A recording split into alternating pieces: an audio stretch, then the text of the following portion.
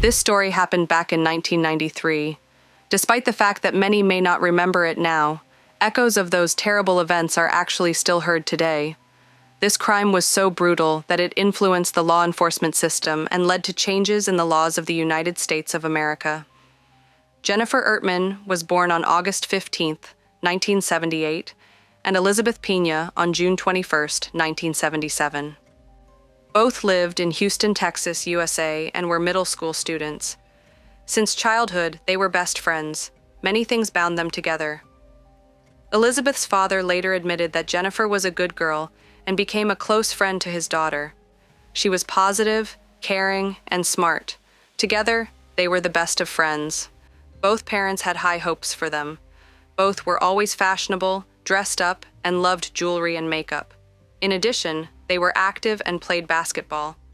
Everyone who knew them well claimed that the girls were the best friends one could find. Jennifer and Elizabeth lived the full lives of teenagers. They had many friends, goals, and aspirations. They spent all their free time together, hung out in the same groups, and went to the same parties. On June 24, 1993, as always, they were getting ready for a party together, which was taking place by the pool at the house of a third friend named Gina. The two girls agreed to meet at Elizabeth's house, who had already turned 16. The father of 14-year-old Jennifer, named Randy, drove his daughter to her friend's house. Around 4:05 p.m., they were getting ready for the party together. Before heading to Gina's, Elizabeth's mother drove the schoolgirls to the party by 8 p.m., and their parents had set a curfew for them at 11:30 p.m. The girls were responsible and never broke it. That day, they also intended to be home on time and promised their parents not to be late. However, this time, Jennifer and Elizabeth got too carried away, lost track of time, and started running late for their curfew. A little after 11 p.m., they realized they wouldn't make it and hastily left their friend's house. They had two options to get home. In the first case, the girls had to walk their usual route, which ran along a busy street. Despite the late hour, it was the safest option, but it took longer. However, it was possible to cut through a local park and then along the railway tracks to save 10 to 15 minutes. Jennifer and Elizabeth were already late. They didn't want to upset and worry their parents and make them anxious. It's worth noting that at that time, mobile phones were just beginning to appear and were not as common as they are now. The friends didn't have them, so they couldn't contact their relatives and reassure them. In general, awareness of crime was not what it is now. The girls didn't even suspect it could be dangerous. Like their parents, no one locked their front doors back then. People trusted each other more, so without thinking, the friends chose the shorter route to get home faster. They had to pass through dark corners of the park and cross a railway embankment before they could reach home. Elizabeth. And this decision proved fatal for them. Jennifer's mother woke up around 4 a.m. She noticed that the light was still on in her daughter's bedroom, which seemed strange to her. Her daughter always turned it off at night. The woman checked Jennifer's room, and it was empty. This worried the mother. Not wanting to cause a panic prematurely, she tried to call the parents of her daughter's best friend. The mother thought Jennifer might have stayed overnight with her, but she couldn't reach them. Jennifer's worried parents tried to contact Gina, with whom the friends had spent time the previous evening. Perhaps they had stayed overnight at her place, but they couldn't reach her either. No one at her house answered the phone. Then they went out to search. First, they drove to the house of their daughter's friend, Elizabeth, but no one opened the door. Then Jennifer's father managed to go to Gina's house and talk to her. To his surprise, he didn't find the missing schoolgirls there either. Gina said they had left her place around 11 p.m., and she hadn't seen them since. After that, the man drove back to Elizabeth's parents' house. It turned out they hadn't seen their daughter either. Just like from the evening of the 24th, they had been searching for their daughter since morning. It turned out the friends had simply disappeared. In a panic, the relatives called 911 and reported the disappearance of the two schoolgirls. Given the circumstances, the police immediately began a search. After all, it was about two schoolgirls who had disappeared at night, and no one knew where they were. They might have been in danger. The theory of the friends running away was not even considered. All their belongings and money were left at home, and the teenagers had no reason for such desperate actions. They were both from respectable families. The parents also didn't waste time. Besides searching, they printed flyers with photos of their daughters and began distributing them around the city. Relatives walked around the neighborhood and questioned everyone who might have seen two schoolgirls walking at night. However, no one noticed anything suspicious. For 4 days, a tense silence reigned. There were no developments. The police received some leads, but they led nowhere. The critical 48-hour period passed, despite the relatives' hopes for the safe return of their daughters. Law enforcement officers expected the worst. On the 4th day after the teenagers' disappearance, an alarming anonymous call came into the police station. The caller reported that the bodies of Jennifer and Elizabeth were in a forest clearing beyond the park, through which they had decided to take a shortcut. Officers went to the scene and began to thoroughly search the area because the exact location was unknown. They crossed the railway embankment, and beyond it, the search party spotted suspicious objects from a distance. When the officers got closer and entered a small clearing surrounded by trees, they realized with horror that these suspicious objects were 2 bodies. They were a short distance from each other, a little over 20 meters. Both bodies were lying on their backs, unclothed, and had already decomposed significantly under the summer sun. The victim's condition was horrifying, so identification proved very difficult. From the state of the crime scene, it was clear that this was not a quick murder. The ground around was trampled by dozens of fresh footprints. They were different. Traces of a struggle and fighting were found. But the police did not suspect how fierce it had been and what horrific torment the girls had faced. In their last moments of life, the police turned to the media to report the terrible discovery. During this period, Jennifer's father was giving another interview, appealing to the public for help, and accidentally heard the terrible news. While the bodies were being identified, the loving father immediately drove his car to the crime scene. Parks. The grief-stricken man tried to break through the cordon. He shouted to be let through, as he was sure his daughter was there. The police officers struggled to restrain him. The man shouted at the officers working in the forest clearing, trying to find out the hair color of the found bodies. However, the police officers hesitated to answer. Law enforcement officials could not say for sure who they had found, as the remains were badly decomposed and damaged, but they suspected that these were the 2 missing friends. All the evidence that could be found was taken to the forensics department, and the bodies were sent to the medical examiners.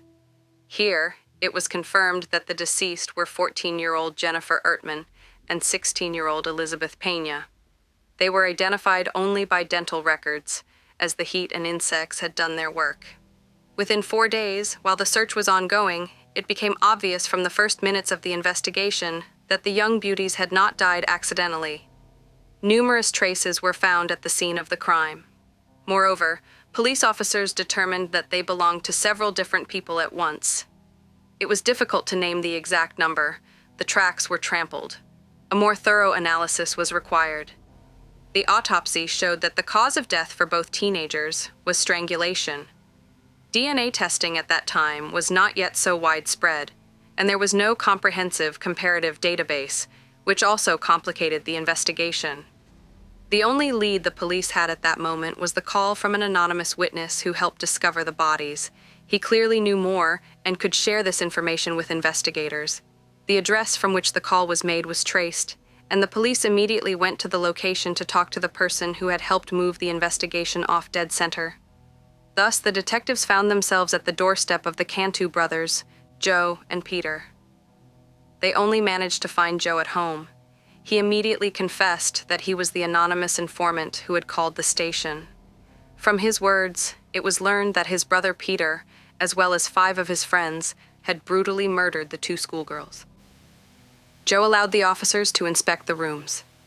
Here, they quickly found several pieces of jewelry, clearly female. Later, the victims' relatives were able to confirm that Elizabeth and Jennifer had been wearing them on the night of the tragedy. Traces of DNA belonging to the girls were found on them. From the words of his brother, Joe Cantu, the picture of the bloody massacre was reconstructed.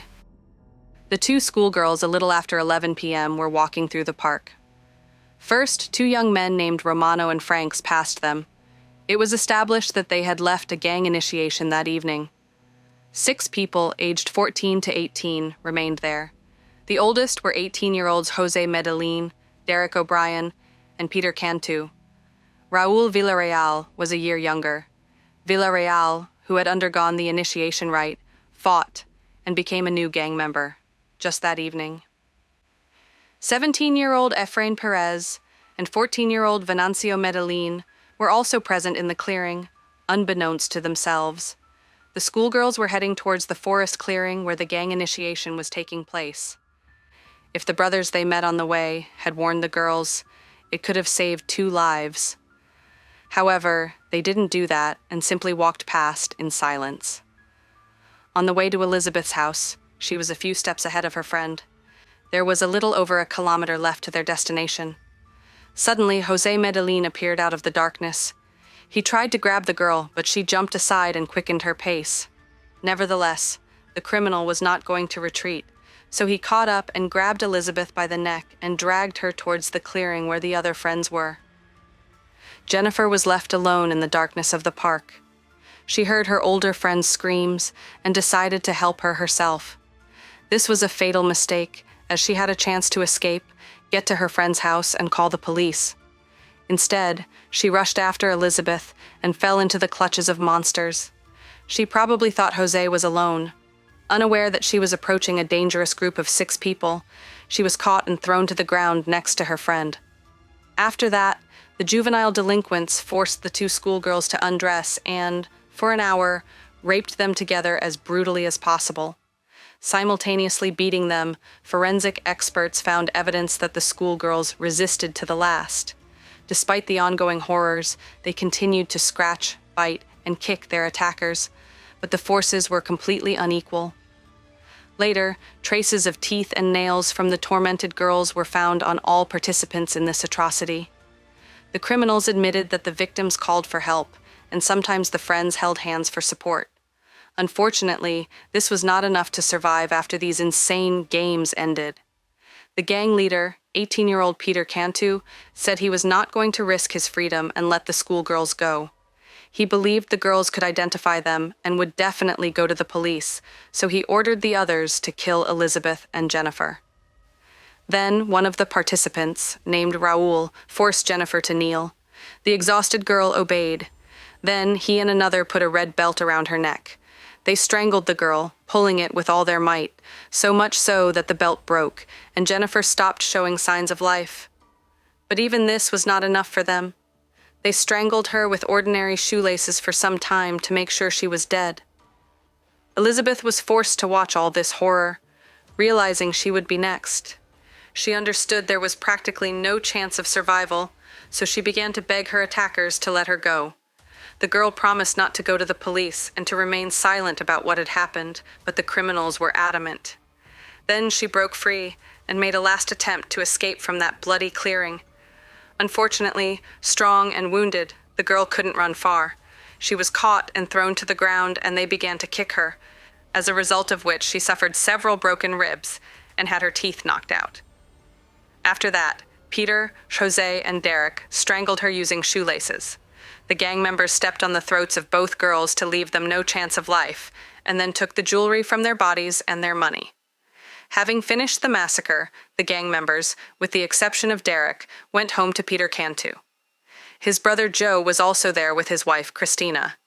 It was she who noticed that the juvenile delinquents, who returned late at night, had blood on their clothes. They looked tired and very nervous. There were bloodstains on their clothes, as if they had just fought with someone. When Christina asked what had happened, the gang members replied that they had just had a little fun. But they were not going to keep their atrocities silent. Instead, the future criminals began to describe what had happened in detail. Moreover, they told Joe and Christina about it with pride, even laughing. Jose emphasized that it would have been easier for him with a gun. Of course, Peter's brother and his wife did not like this story. Nevertheless, they decided to be cunning, so they did not argue or accuse them of anything, so as not to provoke their aggression. Instead, The shocked young couple listened attentively to the story. Having made sure that the criminals were telling the truth, when the gang members divided the loot and went home, Joe and Christina were left alone. She expressed her indignation to her husband. The woman was very dissatisfied with what had happened and was frightened. In her youth, she had also been a victim of gang rape, so what she heard shocked her. Christina convinced her husband that the families should bury their daughters, and such criminals belonged in prison, before they could commit other atrocities. At first, Joe hesitated, as he did not want to turn his brother over to the police. Besides, he was afraid that the other gang members would find out about the betrayal and they would become victims of revenge. Christina still managed to persuade him to go to the police. She explained that he did not have to identify himself if he wanted to maintain confidentiality, and this would help keep their names secret. Therefore, the day after the massacre, he contacted law enforcement. However, the detectives were not yet aware of the schoolgirl's disappearance. The report was dismissed as a false alarm. Later, a search operation began. When the victims' relatives came to the station, the call was simply forgotten. Joe and his wife monitored the news, trying to understand if the police had taken his call seriously. On the second day after contacting them, Joe realized with disappointment that the victims had still not been found. His call was probably ignored. Then he contacted the police again, clarifying the details. Joe took a big risk each time he contacted the police behind his brother's back, but he did not back down. On the fourth day, thanks to his tip, the girls' bodies were found. After telling the detectives about the massacre, Peter produced the jewelry and valuables stolen from the victims as confirmation of his words. There were several accessories, including a ring with the letter E, which belonged to Elizabeth. Interestingly, Jose decided to take it to give to his girlfriend. That is, he did not even realize the seriousness of the situation and the absurdity of such a gift.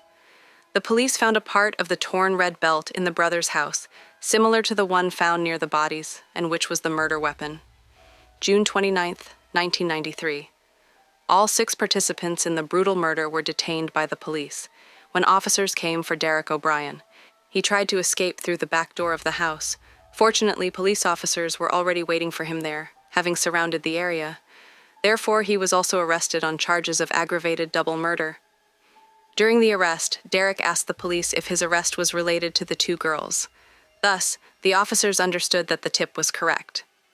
At the police station, Derek immediately confessed that he was the one who gave Jose the red belt that was used to strangle Jennifer. Therefore, he took part of the belt for himself. During the searches, the fragment was indeed found in the house. The murdered girl's DNA was found on it. Raul, who became a gang member literally on the night of the massacre, was also detained by the police. Given the amount of evidence, the testimony of the criminals themselves, as well as the informants, they were immediately charged with double murder, rape, and torture. At the hearings, each participant in the crime was considered separately.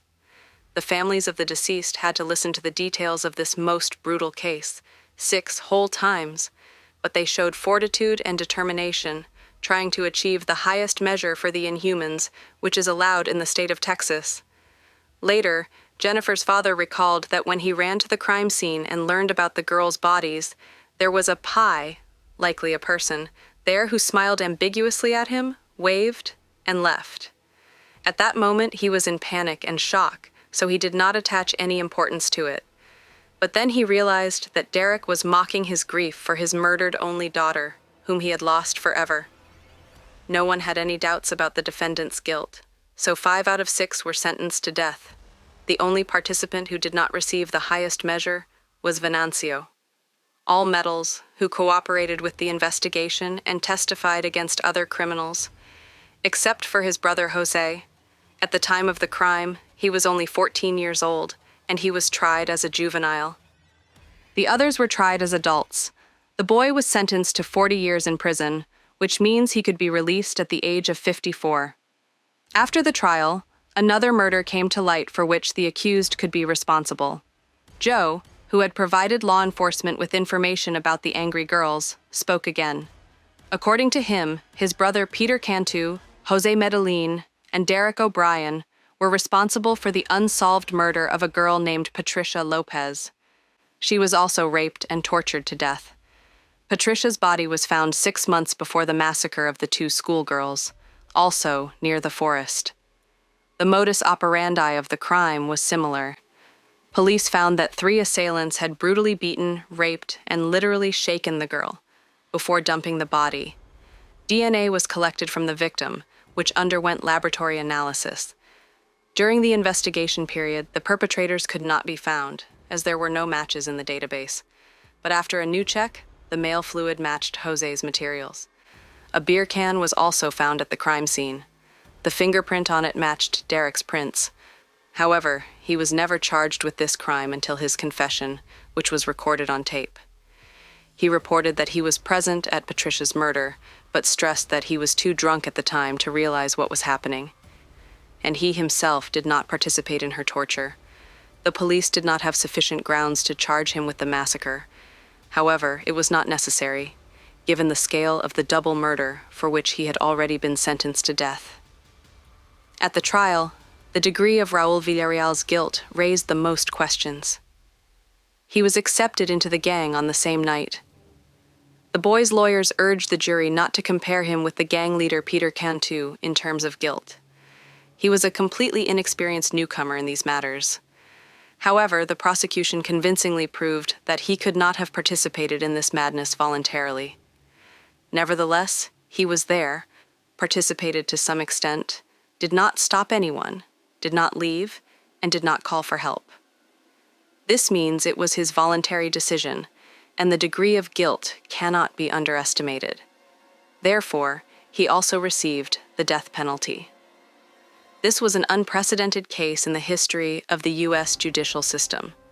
For the first time, 5 out of 6 defendants were sentenced to death. The scale of what happened overwhelmed the entire country. This terrible case made headlines in many newspapers across the country and frightened everyone for a long time, especially local residents who avoided this place and took a long time to recover. The families of Elizabeth and Jennifer attended every trial and every execution of the criminals. Derek Sean O'Brien was the first whose sentence was carried out. This happened in July 2006. He was the only one who expressed remorse before he was put to death by injection. The criminal apologized to the families a few minutes before the execution. The murderer said it was the worst mistake of his life. Despite the regrets, Jennifer's father, Randy, was adamant. There were opponents of the death penalty, including from the upper echelons of society, who argued that it was not an overly cruel form of punishment.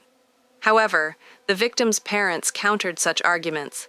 Derek O'Brien died without suffering in just 20 seconds. Jennifer's father, who was present, openly stated that his daughter had died for over an hour in horrific torment and torture. He wished her passing had been as easy as the injection. Before the cancer, likely a person, was given the injection, Randy loudly declared that he wished him the same cruel death to which he had subjected his daughter.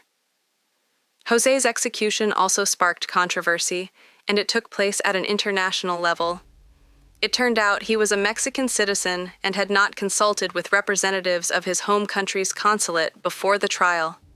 For defense, the corresponding right was enshrined in the Vienna Convention and consular agreements. The United States of America was a party to the convention, but withdrew from its mandatory jurisdiction in '86. Despite this, Mexico filed a lawsuit against the United States in the International Court of Justice. Ultimately, the court ordered a hearing for Jose Italiano to determine if Jose's inability to meet with representatives of the Mexican consulate had harmed his defense.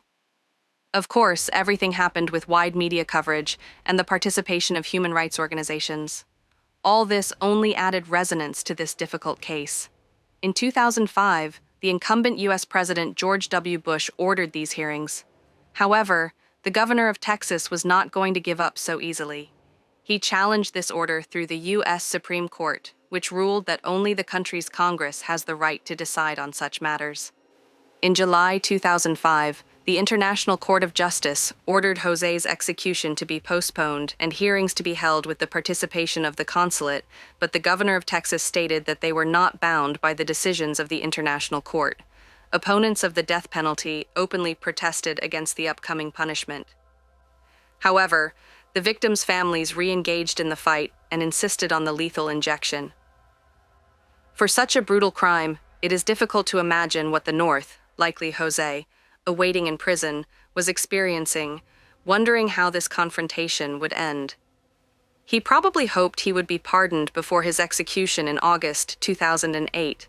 The Supreme Court rejected his latest appeal, and in the final minutes before the sentence was carried out, the governor of Texas rejected calls from Mexico and Washington to postpone the punishment. He cited the just reason for the sentence, because 15 years ago in Houston, this man had tortured, raped, and strangled 2 innocent girls with his own hands. In the end, Jose's execution took place. Jose Medellin ended his life 2 years after the terrorist attack, and on August 17, 2010, gang leader Peter Cantu received the injection. He refused to make a final statement before his execution. Later, the victims' parents admitted that they were satisfied with the court's decision and the execution of the sentence. They also expressed sincere wishes that the participants in the brutal massacre who escaped the lethal injection would spend their entire lives in prison during the period of awaiting the execution of sentences. The Supreme Court passed a law prohibiting the execution of minors. Thus, Raul Villarreal also received a life sentence. They will even have the right to parole in 2020. What happened had a huge impact on all residents of Houston. This terrible tragedy destroyed dozens of lives. At the same time, residents of the city and all of America realized that the problem of gangs is as acute as it was in the old days. In memory of the tragedy that claimed the lives of 2 innocent schoolgirls, a memorial was created. It is located in the very place where the bloody initiation took place. Another memorial object is located on the territory of the school where the girls studied. Jennifer's family showed true fighting spirit, trying to punish all the juvenile delinquents who had murdered the schoolgirls. To date, the 14-year-old criminal has applied for parole more than 5 times. Every time this happened, the family, led by Jennifer's father, Randy, gathered and fiercely resisted any such attempts. The murdered girl's father insisted that, despite their young age, the sadists should never be released. Randy repeatedly gave interviews to journalists. The man, along with his family, vowed to fight to the last to ensure that none of the participants in this brutal crime would ever be free. He resisted all his life and kept his word. Unfortunately, in 2014, the man died of lung cancer. At that time, he was 61 years old. He had a huge impact on protecting the interests of the victims of the tragedy. His activism led to amendments to legislation. Thanks to the activities of the grief-stricken father, victims' families received more rights in defending their interests in court. In such cases, Randy did not hide his feelings at hearings and openly expressed his dislike for the criminals. His behavior caused not only understanding but also criticism. Victims' families were not given the right to speak in court so that they could openly express their emotions. However, after this case, the system became more lenient. In addition, it was forbidden to attend the executions of murderers. Nevertheless, Randy managed to eliminate this restriction as well. It was thanks to his perseverance that the victims' families were present at all lethal injections, which, he believed, made the world a little better. The remaining gang members who are behind bars continue to this day to petition for parole and hope that they will one day be released. The last refusal was received in 2012. If you liked my work, subscribe to the channel, support this video with a like, and also let's discuss this story in the comments. Don't forget to subscribe to my channel. There, I publish interesting criminal news. I recommend watching these videos. Thanks everyone, and bye.